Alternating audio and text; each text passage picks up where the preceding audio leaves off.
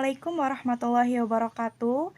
Perkenalkan, nama saya Rafina Azhara Nurjaya, NPM 2301002. Pada video kali ini, saya akan menjelaskan materi tentang siklus aktivitas ekonomi makro yang membahas tentang pola perubahan naik turunnya ekonomi suatu negara dalam jangka waktu tertentu.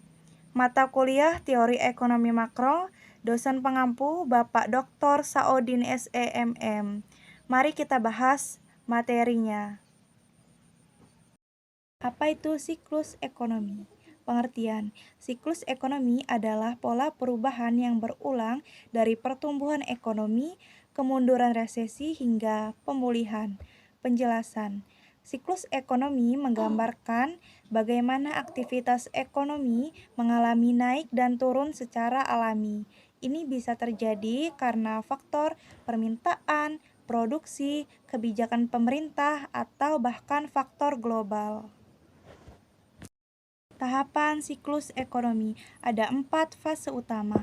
Yang pertama, ekspansi, ekonomi tumbuh, bisnis berkembang. Yang kedua, puncak, titik tertinggi sebelum perlambatan. Dan yang ketiga, ada resesi, aktivitas menurun, pengangguran naik.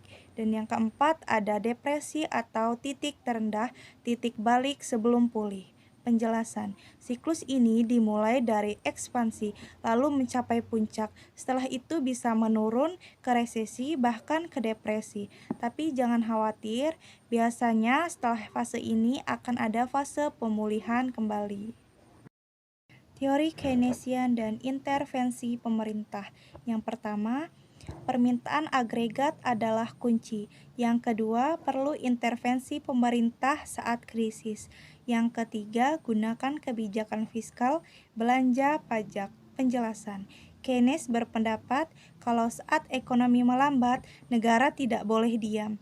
Pemerintah harus membantu dengan cara meningkatkan belanja atau mengurangi pajak agar ekonomi bangkit. Teori monetaris, pandangan Milton Friedman. Yang pertama, jumlah uang beredar memengaruhi siklus ekonomi. Yang kedua, kebijakan moneter harus stabil. Dan yang ketiga, fokus pada pengendalian inflasi. Penjelasan, berbeda dengan Keynes, teori monetaris lebih percaya bahwa uang adalah faktor utama. Jika terlalu banyak uang beredar, maka bisa terjadi inflasi. Jadi lebih baik bank sentral harus bijak dalam mengatur uang. Penyebab siklus ekonomi.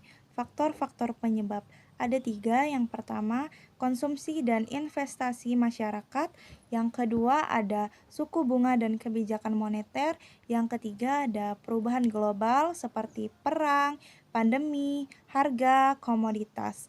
Biasanya siklus ekonomi bisa terjadi karena berbagai hal, baik dari dalam negeri seperti konsumsi maupun dari luar negeri seperti perang atau krisis global.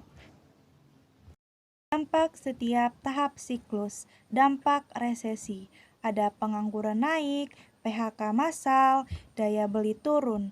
Terus di dampak ekspansi ada bisnis berkembang, investasi naik, lapangan kerja bertambah. Berbeda bukan? Saat resesi, kondisi ekonomi sulit. Sedangkan saat ekspansi, kondisi ekonomi membaik.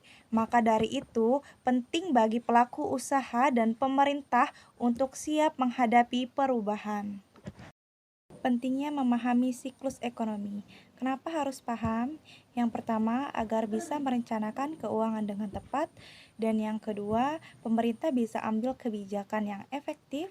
Dan yang ketiga, masyarakat bisa menghindari dampak negatif.